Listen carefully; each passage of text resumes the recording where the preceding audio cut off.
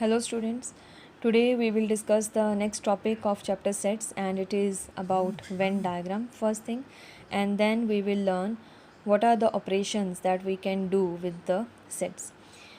Means till now we have learned different types of sets like when it is empty set, when it is finite set or infinite set, and now we will learn what are the things that can be done with the sets, right? So before that we will just look into this. What is the Venn diagram? Venn diagram is actually the way to represent the relationship between sets with the help of diagrams, and it was given by English logician John Venn, right? And after his name only the diagram's name is given Venn diagram. Now according to him, what we do, we always represent the universal set by a rectangle, and always this rectangle be a universal set. That is, universal means capital U, and whatever things or whatever relations we make between two sets, three sets, or any set, that will always be represented within this rectangle only. That means within the universal set only. In the previous video when we discussed about universal set, I told you what is the universal set. It is the basic set for every set. That means it is the set from where every other element is taking the elements under certain consideration, right?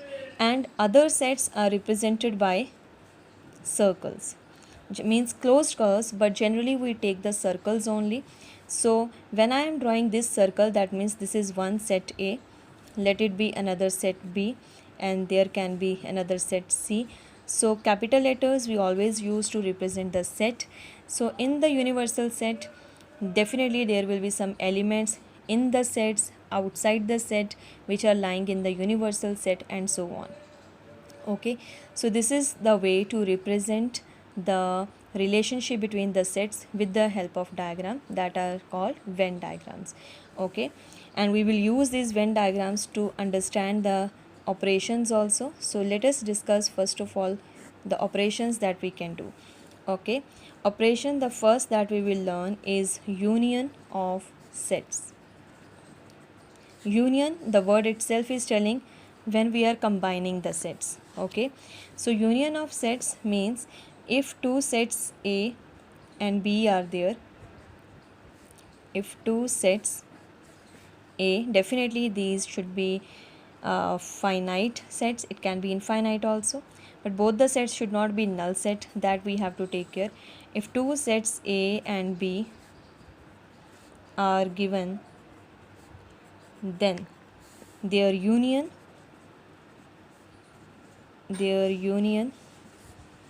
is represented as, how will we represent the union? A, this symbol, B, it is like U only, but this is not capital U. You have to take care, A union B. So this symbol represents, look like U, and we read it as A union B. Now when I write down A union B, what does it mean? What it will have? All the elements of A and all the elements of B. I'm saying all the elements of A and all the elements of B, but here I have used the word or. What does it mean? Let me show you one simple thing. A is a set having A, B, C, D. B is a set having A, E, I, O, U. Now, when I take the union of these two sets, A union B, all the elements of A should be there in the union, all the elements of B should be there. But if the elements are repeating, that means A is present, this element is present in set A also, this element is present in set B also, so that element will come once only according to the definition of set, that we don't repeat the elements in the set. Okay, so it will be A, B, C, D, E, I, O, U. That's it. So this is what it means. When I look at the elements of A union B, every element means this X. Now this X is A, B, C, D and all these. It will either belong to A or it will belong to B. This is what it means. Okay, so this is all about A union B. When we write down the union of sets, all the elements of A and all the elements of B we will write down, taking the repeating elements once only. This is if the sets are given in this form and when we are finding the union. Now this union of sets we can represent with the help of Venn diagram also. For example, this is our universal set. A set is there. This is A set. B set is there. This is our B set. And when I am overlapping these two circles, it means this is the area which is having the elements which are present in A also, which are present in B also. And if I take the example of this discussed part, A is present in this set also, A is present in this set also. So likewise, there will be few elements which are common in both the sets. And when I take the union, that means all the elements of A and all the elements of B, right? Taking the common elements once only. That is why I am not double shading this common region. This region also I will shade once.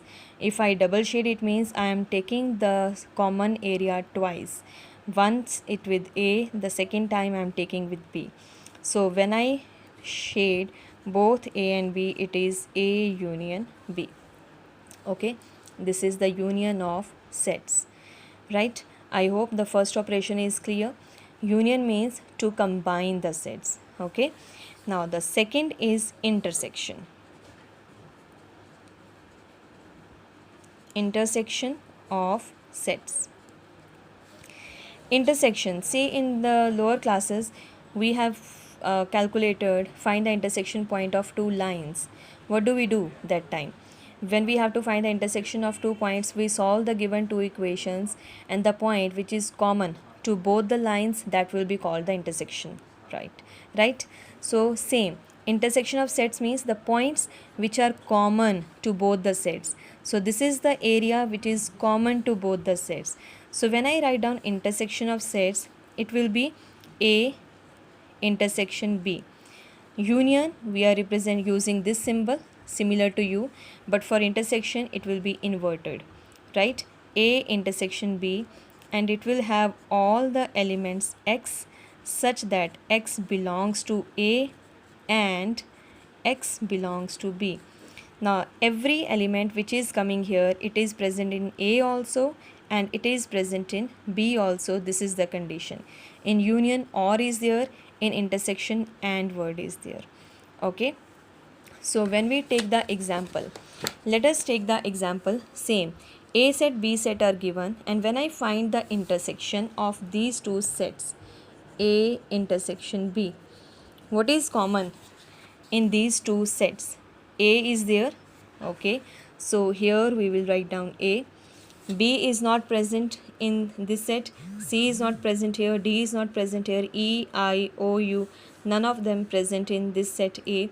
So there is only one element which is common in both the sets.